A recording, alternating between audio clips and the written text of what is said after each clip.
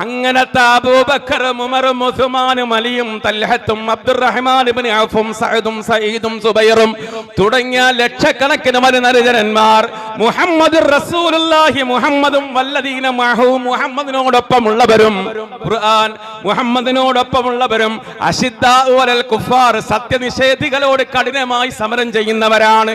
റുഹമാഉ ബൈനഹും അവർ പരസ്പരം കരുണയുള്ളവരാണ്.